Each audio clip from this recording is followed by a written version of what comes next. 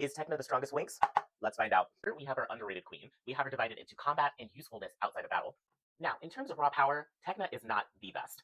She's not like a Bloom or a Stella where she's able to just blow things up at will. However, what she lacks in power, she excels in having diverse spells. Electric Energy Blast, Plasma Bolts, Nanobots, detonators that she can put on monsters and have them explode while she's on another side of the battlefield. Tecna has very diverse skills. She doesn't need to be the most powerful because she's going to use that what? Brain. Tecna's going to have a shield. I find that without Tecna, and maybe Aisha, the team skews a little too offensively. There are multiple times, especially in the first 2 seasons, that without Tecna, the girls would have been obliterated because nobody has a solid shield. You can always expect Tecna to have a shield ready, and it's going to hold up. But if we were in an RPG, Tecna would be the scout. She is the one who is going to find the enemy's point of weakness. She's going to look up all it can know about a situation. She's going to try and find the path in a labyrinth. She is the smartest of the group. I know that there are some one-off lines talking about how it's Musa and it's Flora and like sure, maybe in like a book smart kind of situation, but when it comes to actual intelligence, we've got Tecna. And if you say otherwise, you need to write a dissertation because that's what Tecna would do.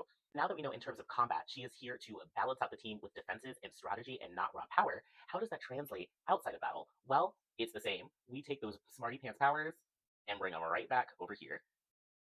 You guys know I'm horrible at drawing brains, but it still applies. Anytime there's a problem, you can expect Tecna to be able to find a solution. She is going to do research, and not only that, she's going to use that brain to come up with devices. There are a plethora of devices under her disposal, and especially in the 3rd season and beyond, you see that with the Dimensional Passage Creator, the Field Distortion device to get through that pesky barrier that Althea always puts up. Tecna is always bringing out different tools that the girls can use, and it makes her useful even when she is not in the field of battle. Not only that, but she has a physical connection to technology. There are instances where Tecna can literally plug into ships and computers and use them as their benefit. Like that one time where she had to literally pilot the space shuttle with her own body. I also think what's interesting about Tecna's relationship to devices is that it also seems like she can come up with inventions with seemingly nothing. When she was stuck in the Omega portal, well, stuck in the Omega dimension, I should say, she was able to use her Charmix to create a suit that allowed her to survive the elements of that icy tundra. She's a genius.